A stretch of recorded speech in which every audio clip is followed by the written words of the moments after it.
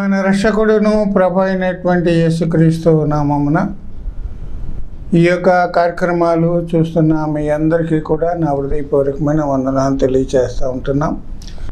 ప్రియులారా, ఈ యొక్క కార్యక్రమాలు మీకు ఆశీర్వాదకరంగా ఉన్నాయని మేము నమ్ముతూ ఉంటున్నాం. అలాగే ఈ యొక్క కార్యక్రమాల కోసం మీరు ప్రార్థన చేయండి. ఉండ్రాజవరం క్రీస్తు సంఘం వారు సమర్పిస్తున్నటువంటి ఈ యొక్క కార్యక్రమాలు ప్రభు చిత్తమైతే ప్రభు రాకడ వరకు కూడా కొనసాగించాలని మేము ఆశపడుతున్నాం. అందుకే మీరు ప్రార్థన చేయండి. అలాగే మీ యొక్క ప్రార్థన అవసరతలు ఏమైనా ఉన్నట్లయితే స్క్రీన్ మీద మా ఫోన్ నెంబర్ కనిపిస్తుంది. ఆ నెంబర్కి మీరు ఫోన్ చేస్తే మీకోసం మేము ప్రార్థించగలుగుతాం.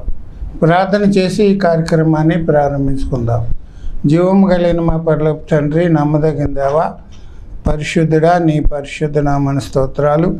నీ కృప చేత, ప్రేమ చేత మరోసారి నీ బిడ్డలతో కలిసి సహవాసం చేయడానికి, నీ వాక్యాన్ని ధ్యానం చేయడానికి మీరు మాకు ఇచ్చిన గొప్ప కృపకై నీకు వందనాలు, స్తోత్రాలు. ఈ సమయంలో మీరే మాతో మాట్లాడండి. నీ బిడ్డలకు కావలసిన వర్తమానం మీరు దయచేయండి. నీ వాక్యమనే జీవాహారాన్ని మందరకు కూడా పంచిపెట్టమని నజరేయుడైన యేసునామమున అడిగి స్తుతించి ప్రార్థిస్తున్నా మా తండ్రి, ఆమేన్. ప్రభునందు ప్రియులారా, దేవుని వాక్యంలో నుంచి కొన్ని విషయాలు మనం జ్ఞాపకం చేసుకుందాం. గొర్రెపిల్ల వివాహ మహోత్సవము అనే అంశంలో వరుడు ప్రభు అయినటువంటి యేసుక్రీస్తువుల వారు, వధువు దేవుడు తన స్వరక్తం ఇచ్చి సంపాదించిన సంఘం. ప్రియులారా, క్రీస్తు శిలువ బలియాగం ద్వారా దేవుడు మనల్ని ప్రదానం చేసుకున్నాడు. ప్రధానానికి వివాహానికి మధ్యలో వ్యవధి ఉంది. అలాగే మరి దేవుని రాకడ ఎప్పుడో మనకు తెలియదు కనుక దేవుని సంఘము ప్రభు రాకడ కొరకు సిద్ధపడాలి. ఏ విధంగా సిద్ధపడాలి అనే అంశంలో మనం చాలా విషయాలు ధ్యానం చేసుకుంటూ వచ్చి, ప్రియులారా, యోబు గ్రంథం 22వ అధ్యాయం 23వ వచనంలో, నీ గుడారములలో నుండి దుర్మార్గమును దూరముగా తొలగించుకుని ఎడలా నీవు అభివృద్ధి పొందెదవు అని వాక్యం చెప్తుంది. మన గుడారాల్లో ఉండే దుర్మార్గాన్ని తొలగించాలి. మానవునికి 4 గుడారాలు ఉన్నాయని వాక్యం ద్వారా మనం నేర్చుకుంటూ వచ్చాం. మొదటి గుడారము మన శరీరం. మన శరీరంలో ఉండే దుర్మార్గాన్ని, కోపాన్ని, దురాలోచనలను, ప్రియులరా, మరి అసూయను, ద్వేషాన్ని, కోపాన్ని మనం తొలగించుకోవాలి. వాక్యం ఏం చెప్తుందంటే మన శరీరాన్ని సిలువ వేయాలి. క్రీస్తు యేసు సంబంధులు మరి శరీరమును దాని ఇచ్చలతోనూ దురాశలతోనూ సిలువ వేసి ఉన్నారు అని పౌలు చెప్తాడు. మన శరీరాన్ని దురాశలతోటి, ఇచ్చలతోటి సిలువ వేయాలి. అపోస్తలుడైన పౌలు ఏమంటాడో తెలిసిన, ఇంత సువార్త నేను చేశాను, ఇంత పరిచర్య చేశాను, అనేకులకు బోధించిన తర్వాత నేనే భ్రష్టుడైపోతానేమని చెప్పి నా శరీరాన్ని నేను నలగొట్టుకుంటున్నానని పౌలు చెప్పాడు. మన శరీరాన్ని నలగొట్టుకుంటే ఆత్మ సంబంధమైనటువంటి జీవితంలో మనం ఆశీర్వాదం పొందగలుగుతాం. పరలోక రాజ్యానికి మనం వారసులుగా చేయబడతాం. రెండవ గుడారము మన నివాసం చేసే ఇల్లు అని మనం గమనించాలి. ప్రియులరా, మన ఇంటిలో అన్యాయం చేసింది, అక్రమం చేసి, మోసం చేసి, దగా చేసి, అబద్ధం ఆడి, లంచం తీసుకుని, వడ్డీ వ్యాపారాలు చేసి సంపాదించింది ఏది కూడా మన ఇంటిలో ఉండకూడదు. గెహాజీ అబద్ధం చెప్పి మరి నయమానిచ్చినటువంటి వస్తువులు ఇంట్లో పెట్టుకున్నాడు కనుక గెహాజీకి కలిగింది ఏంటంటే, నయమానికి కలిగిన కుష్ఠరోగం గెహాజీకి వచ్చింది. ప్రియులరా, మన ఇంటిలో దేవుని సన్నిధి ఉండాలి. దేవుని యొక్క మందస్సం మన ఇంటిలో ఉండాలంటే దేవుని యొక్క ప్రతి కుటుంబంలో కూడా కుటుంబారాధన ఉండాలి అని వాక్యం చెప్తుంది. ప్రియులరా, మన ఇంటిలో ప్రియులరా, మరి దేవుని బిడ్డల, దేవుని దాసులైన వారికి మరి ఆతిథ్యం ఇస్తూ ఉండాలని వాక్యం మనకి చెప్తుంది. మూడవ గుడారం దేవుని యొక్క మందిరం అని నేర్చుకున్నాం. దేవుని మందిరంలో దేవుడు పరిశుద్ధత కోరుకుంటున్నాడు. ప్రియులారా, దేవుని మందిరములో దేవుని క్రమం ఉండాలి, దేవుని పద్ధతి ప్రకారంగా జరగాలి. దేవుడు క్రమాన్ని కోరుకునేవాడు. ప్రియులారా, మానవ పద్ధతుల ప్రకారంగా ఈనాడు దేవుని మందిరంలో జరిగే కార్యాలు జరుగుతున్నట్లుగా మనం చూస్తూ ఉంటున్నాం. గమనించండి, దేవుడు మరి తన యొక్క మందిరములో ప్రియులారా ఒక క్రమాన్ని కోరుకుంటూ మరి దేవుని పద్ధతిని పాటించాలని దేవుని వాక్యం మనకి తెలియచేస్తూ ఉంటుంది. భక్తుడైన దావీదు ఏమన్నాడంటే, నేనైతే దేవుని మందిరములో పచ్చని ఒలీవ చెట్టు వలె ఉన్నానని చెప్పాడు. కనుక నేను దేవుని మందిరములో పచ్చని ఒలీవ చెట్టు వలె ఉండాలి. 4వ గుడారం దేవుని యొక్క సంఘం. దేవుడు తన స్వరక్తం ఇచ్చి సంపాదించిన సంఘములో ఉండే దుర్మార్గతను మనం తొలగించుకోవాలి. ప్రియులారా, దేవుని సంఘములో దేవుడు కోరుకునేది ఏంటంటే ఏక మనసు కోరుకుంటున్నాడు. ప్రియులారా, ఐక్యత కోరుకుంటున్నాడు. విశ్వాసుల మధ్యలో సమాధానం ఉండాలని దేవుడు ఆశిస్తున్నాడు. కనుక దేవుని మందిరములో మనమందరం కూడా ఒక్కొక్క అవయముగా ఉన్నామని వాక్యం చెప్తుంది. కనుక మనమందరం కూడా ఒక్కొక్క అవయముగా ఉండి దేవుడు మనకు అప్పగించిన పనిని నమ్మకంగా చేస్తూ సంఘానికి క్షేమాభివృద్ధి కలిగించే వారంగా, సంఘానికి మేలుకరంగా మనం జీవించాలి. కనుక దేవుడు మందిరంలో దేవుడు మనకు అప్పగించిన పని కాకుండా వేరే పని చేస్తాను, వేరే పనిలో జోక్యం చేసుకోవడం అనేది దేవుని యొక్క క్రమము కాదని మనం గమనించాలి. ప్రియులారా, దేవుని సంఘములో కొరహు, దాతాను, అబీరాము 250 మంది ప్రియులారా పరిచర్య చేసే ధర్మాన్ని వదిలిపెట్టి యాజక ధర్మం చేయాలని మోషే మీద తిరుగుబాటు చేసినప్పుడు వారిక ధర్మాన్ని విడిచిపెట్టి వేరొక కార్యములకు రావడాన్ని బట్టి దేవుని ఉగ్రత వారి మీదకి వచ్చినట్లుగా, పాతాళములో వారందరూ కూడా సజీవులుగా దిగిపోయినట్లుగా మనం చూస్తున్నాం. ప్రియులారా, సంఘములో ఎవరు ఉన్నారు అనేది మనం ఇప్పుడు నేర్చుకుంటూ వస్తున్నాం. సంఘములో ఎవరున్నారంటే బుద్ధి కలిగిన వారు ఉన్నారు, బుద్ధి లేని కన్యకలు లాంటి వారు ఉన్నారు. సంఘములో బుద్ధిగల కన్యకలు, బుద్ధి లేని కన్యక లాంటి వారు ఉన్నారు. ప్రియులారా, ఇద్దరు కూడా కలిసే ఉన్నారు. కానీ ఎవరు బుద్ధిమంతులో ఎవరు బుద్ధి లేని వారో తెలియని పరిస్థితులు ఈనాడు సంఘములో ఉన్నాయి. అసలు ఉంది, నకిలే ఉంది. విశేషం ఏంటంటే బుద్ధి లేని వారే బుద్ధి కలిగిన వారుగా ప్రవర్తిస్తూ నటిస్తూ ప్రియులారా వేషధారణ కలిగినటువంటి జీవితాన్ని జీవిస్తున్నారు. సున్నపు కొట్టిన సమాధుల వలె వారు జీవిస్తున్నట్లుగా మనం చూస్తూ ఉంటున్నాం. గమనించండి ప్రియులారా, బుద్ధి గల 10 మంది కన్యకలు పెండ్లి కుమారుని ఎదుర్కోవడానికి బయలుదేరారు. కానీ వారిలో ఎంతమంది పెండ్లి కుమారునితో పాటు వెళ్ళారు, పెండ్లి విందులోకి వెళ్ళారంటే కేవలం 5 మాత్రమే పెండ్లి కుమారునితో పాటు వెళ్ళారు. కనుక సంఘములో ఎంతోమంది ఉంటున్నారు. కానీ ఈనాడు వాక్యం ఏం చెప్తుందంటే పిలువబడిన వారు అనేకులు, ఏర్పరచబడిన వారు కొందరే. ఏర్పరచబడిన వారి గుంపులో నీవు పిలువబడిన వారి గుంపులో నువ్వు ఉన్నావు, కానీ ఏర్పరచబడిన వారి గుంపులో నీవు ఉండాలి. బుద్ధి కలిగినటువంటి 5 కన్యకల గుంపులో నీవు ఉంటే నీవు దేవునితో పాటు ఉండడానికి దేవుడు కృప చూపిస్తాడు. ప్రియులారా, బుద్ధి లేని కన్యకల యొక్క బుద్ధిహీనతను మనం ఒకసారి జ్ఞాపకం చేసుకుందాం. వారికి ఉండే బుద్ధిహీనత ఏంటంటే కూడా దివిటీలు పట్టుకెళ్ళారు, కానీ దివిటీలతో పాటు సిద్ధలలో నూనె తీసుకొని వెళ్ళలేదు. వారి యొక్క ఆలోచన ఏంటంటే ప్రస్తుతం దివిటీల మీద వేసిన నూనె సరిపోతుంది, ఇంకా నూనె అవసరం ఉండదు, ప్రస్తుతం అది సరిపోతుంది అని ఒక నిర్లక్ష్యంతో నూనెను తీసుకుని వెళ్ళలేదు. కనుక ఆ నూనె సరిపోతుంది అని అనుకున్నారు, కానీ సరిపోలేదు. వారు అనుకున్నది అక్కడ జరగలేదు.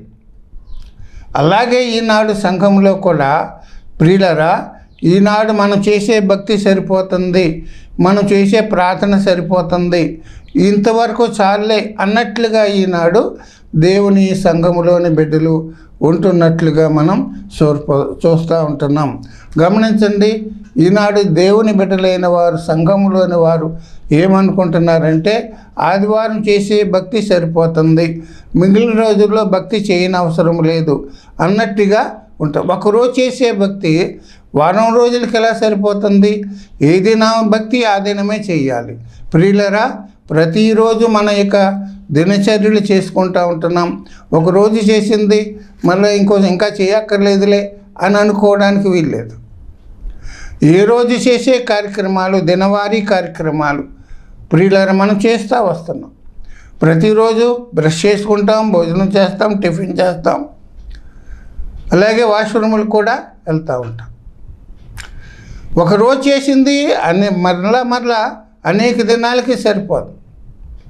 అలాగే ఈరోజు మనం 4 అధ్యాయాలు 5 అధ్యాయాలు బైబిల్ చదివాం, 10 అధ్యాయాలు చదివే వాళ్ళు కూడా ఉంటారు. కానీ ఈరోజు 10 అధ్యాయాలు చదివాను కనుక ఈ వారం అంతా చదవక్కర్లేదు, ఈ వారం అంతా కూడా అది సరిపోద్ది అనుకునే వాళ్ళు చాలామంది ఉంటున్నారు. ఈరోజు గంటలు 2 గంటలు 1 గంట 3 గంటలు ప్రార్థన చేశాను, ఇంకా వారంలో మరి చేయక్కర్లేదు, మళ్ళీ ఆదివారం మళ్ళీ ఆ ప్రార్థన చేద్దామన్నట్టుగా ఈ దినాన్ని చేసిన ప్రార్థన సరిపోతుంది అని ఒక నిర్లక్ష్యంతో ఉంటున్న పరిస్థితిని మనం చూస్తూ ఉంటున్నాం. ప్రియులరా, దేవుని వాక్యాన్ని మనం చదువుతూ ఉండాలి, ప్రతి దినము కూడా చదువుతూ ఉండాలి.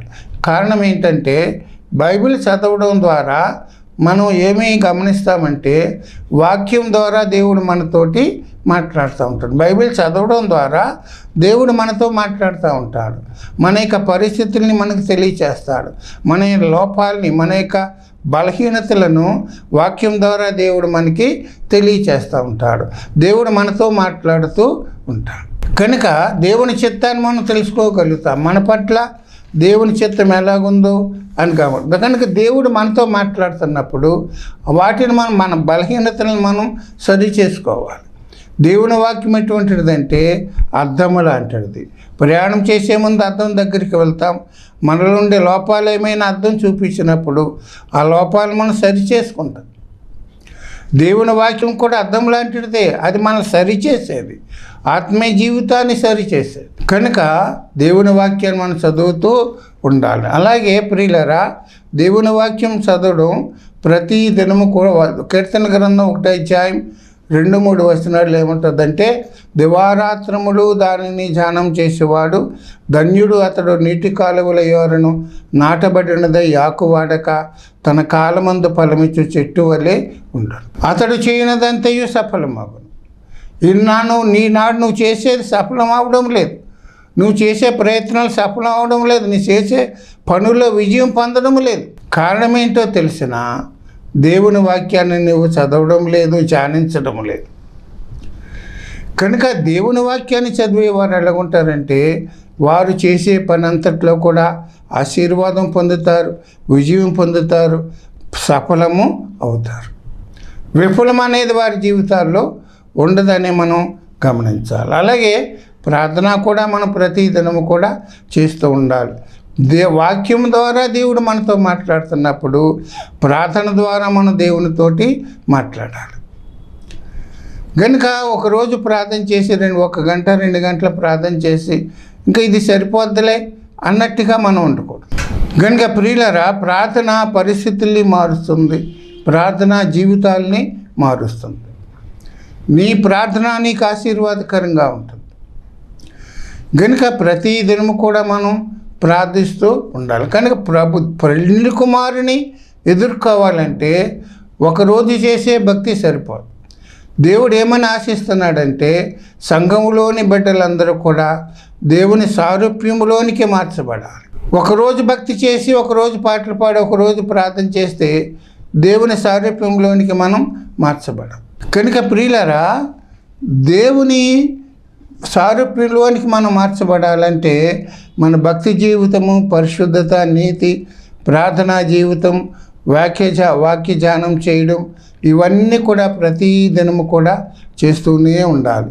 ప్రతి దినము ఎలాగైతే మనం భోజనం చేస్తూ ఉంటామో అలాగే ప్రతి దినము కూడా ఆత్మ సంబంధమైనటువంటి భోజనాన్ని మనం చేస్తూ ఉండాలి. కనుక ఈ విధంగా ఇది సరిపోద్దులే అన్నట్టుగా మనం ఉండకూడదు. ఒక్కరోజు చేసే భక్తి సరిపోదు మనకి. ఒకరోజు చేసిన ప్రార్థన సరిపోదు. ఈ ఆలోచనలు చాలామందిలో ఉన్నట్లుగా మనం చూస్తాం. గనుక బుద్ధిహీనంగా మనం ప్రవర్తిస్తున్నాం. బుద్ధి లేని కన్యకలు ఇది సరిపోద్దులే, ఇంకా నూనె అవసరం లేదు, వెండి కుమార్తె వెళ్ళిపోతాం అని అనుకున్నారు. కానీ అది సరిపోలేదు. దివిటి ఆరిపోయింది. పెళ్లి కుమార్తె వెళ్ళే అవకాశం వారు పోగొట్టుకున్నారు. అది వారి యొక్క బుద్ధిహీనత. నూనె తీసుకువెళ్ళాలని తెలిసి కూడా తీసుకువెళ్ళలేదు. కనుక ప్రియులరా, బుద్ధి గల కన్యకలుగా మనం ఉండాలి. బుద్ధి కలిగిన వారు ఏమి చేస్తారు? ఇంకా కొంచెం మనం ముందుకు వెళ్దాం. బుద్ధి కలిగిన వారు ఏం చేస్తారు? సామెతల గ్రంథం 15:24 బుద్ధి క్రిందనున్న పాతాళమును తప్పించుకొనవలెనని బుద్ధిమంతుడు పరమునకు పోవు జీవ మార్గమును నడుచుకొనను. బుద్ధిమంతులు ఏం చేస్తారో తెలిసిన, క్రింద పాతాళం ఉంది, ఆ పాతాళమును తప్పించుకోవాలి. చనిపోయిన తర్వాత పాతాళంలోకి మనం వెళ్ళకూడదని భూమి మీద జీవితం ఉండగానే వారు ఎక్కడికి వెళ్ళడానికి ప్రయత్నం చేస్తారు? పరమునకు పోవు జీవ మార్గంలో నడుస్తారు.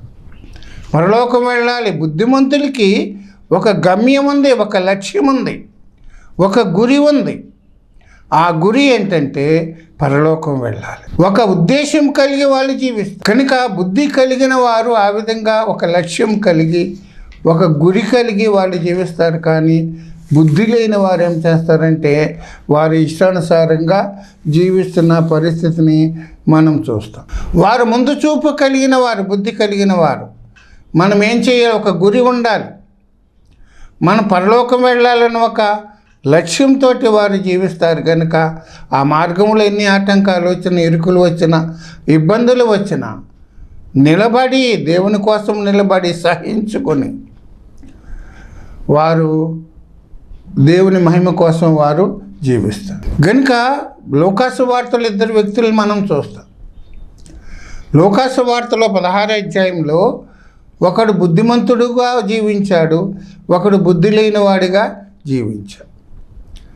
తన భవిష్యత్తు ఏంటో, చనిపోయింది ఎక్కడికి వెళ్తానో తెలియకోకుండా ఒక వ్యక్తి తన ఇష్టానుసారంగా జీవించాడు. తను పరలోకానికి వెళ్ళాలి అనే లక్ష్యంతో ఇంకొక వ్యక్తి జీవించాడు. లాజరు, ధనవంతుడు మనకు కనిపిస్తారు. ప్రియులారా, లూకాసు వార్త 16వ అధ్యాయంలో ధనవంతుడు మనకి కనిపిస్తాడు. ధనవంతుడు తన ధనాన్ని బట్టి అతిశయించాడు, తన స్థితిని బట్టి దేవుణ్ణి అతిశయించాడు, గర్వించాడు. ఆ స్థితి ఎవరి వల్ల కలిగిందో ఆ దేవుణ్ణి మర్చిపోయి కృతజ్ఞత లేకుండా జీవించాడు. ఒక గురి లేదు, ఒక లక్ష్యం లేదు. నేను చనిపోయిన తర్వాత ఎక్కడికి వెళ్తాను అనే ఆలోచన లేకుండా బుద్ధిహీనంగా ప్రవర్తించాడు. జీవితంలో ఒక లక్ష్యం లేకుండా జీవించాడు. కనుక ఆ ధనవంతుడు ఎంతో సుఖాన్ని అనుభవించాడు భూలోకంలో. కనుక అతను ధనవంతుడు చనిపోయాడు.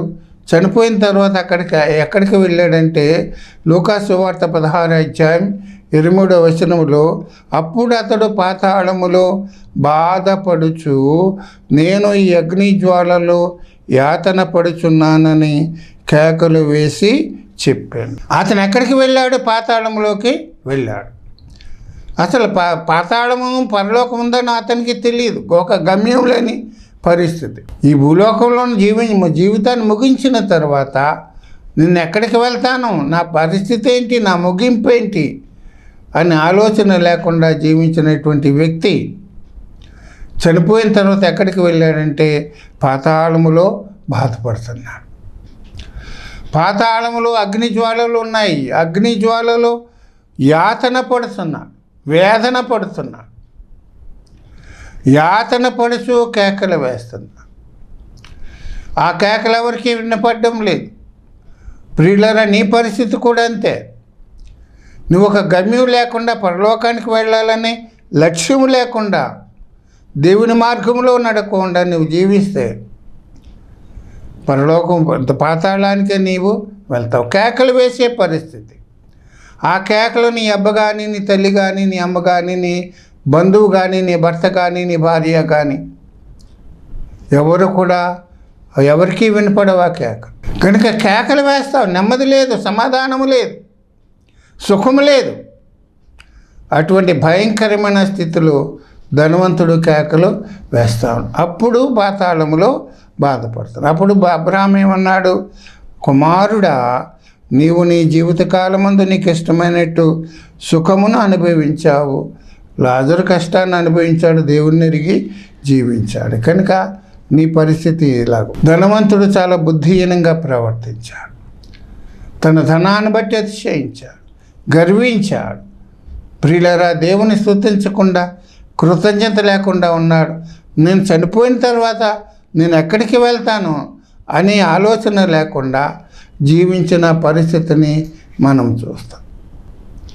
దేవుని ఎరగని జీవితం, దేవునికి దూరం అయిపోయిన జీవితం, దేవుని స్తుతించకుండా, దేవునికి కృతజ్ఞత లేకుండా జీవించిన జీవితం అతనిది. కనుక ధనవంతుడు బుద్ధిహీనంగా ప్రవర్తించాడు, చాలా బుద్ధిహీనంగా ప్రవర్తించాడు.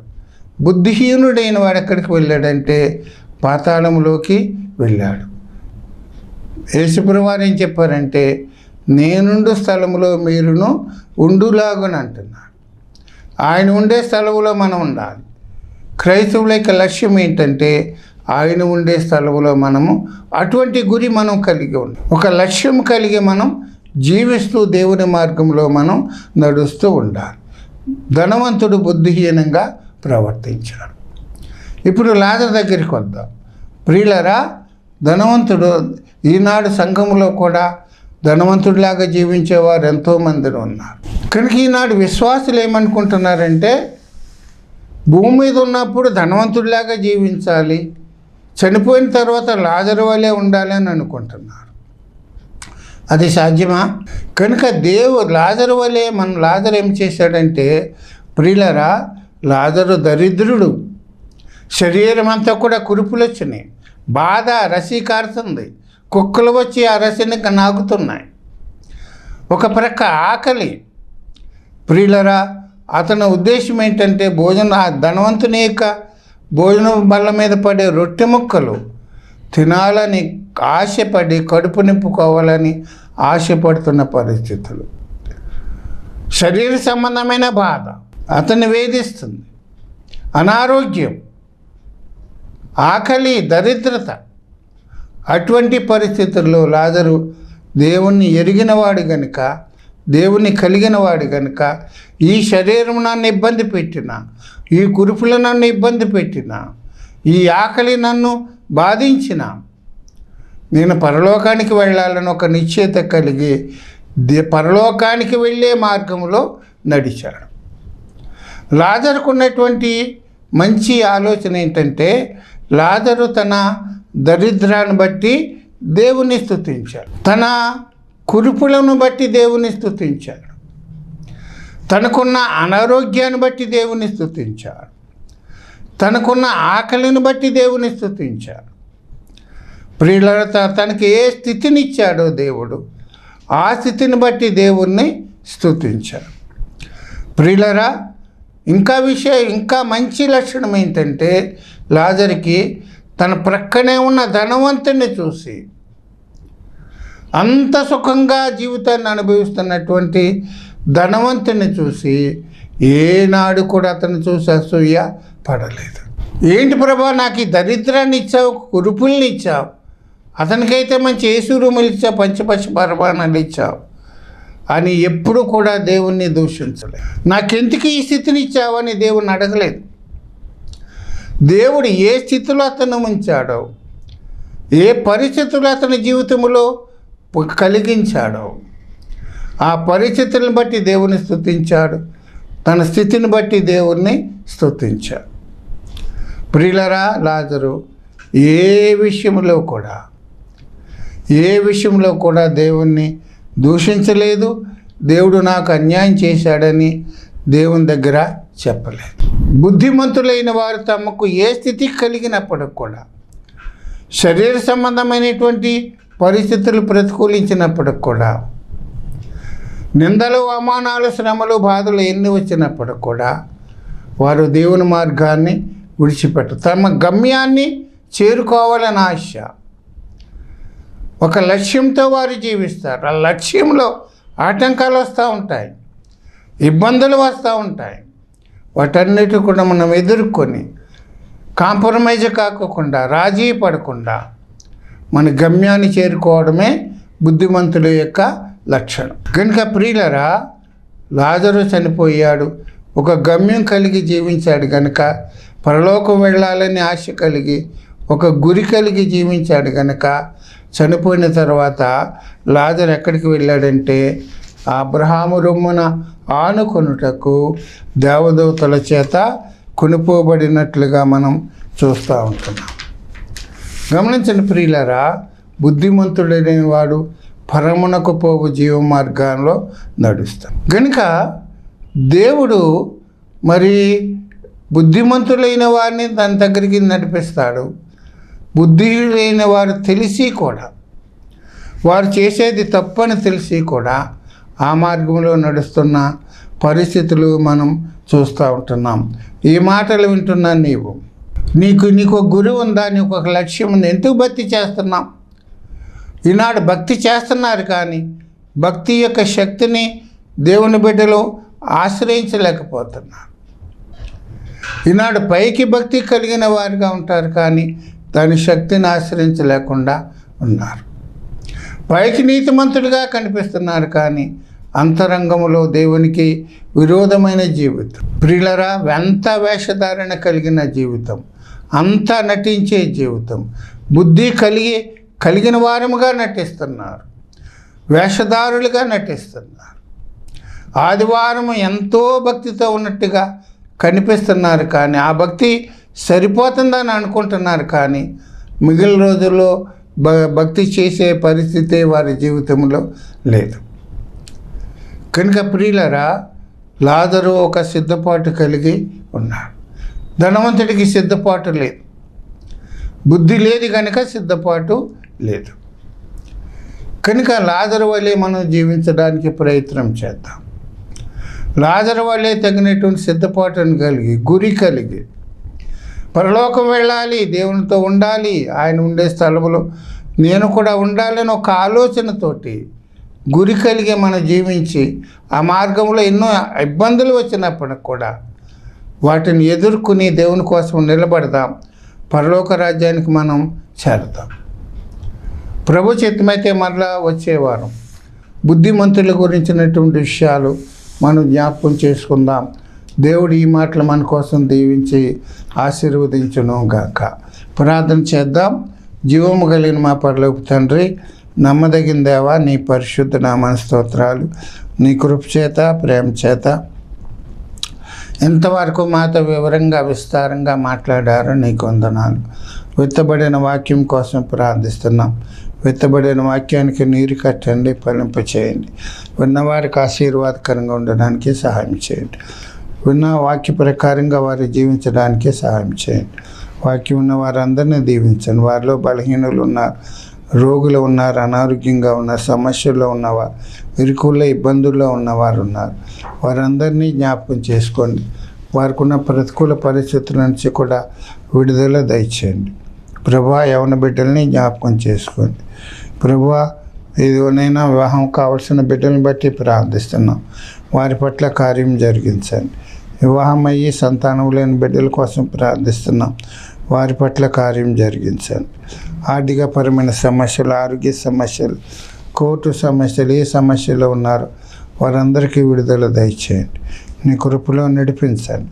మేమందరం కూడా బుద్ధి కలిగిన వారముగా జీవించడానికి, బుద్ధి కలిగి 5 కన్యకలుగా లాజరు వలె మేము జీవించడానికి సహాయం చేయమని, మరోసారి కలుసుకోవడానికి నీ కృప దయచేయమని యేసునామం అడిగి ప్రార్థిస్తున్నాం మా తండ్రి.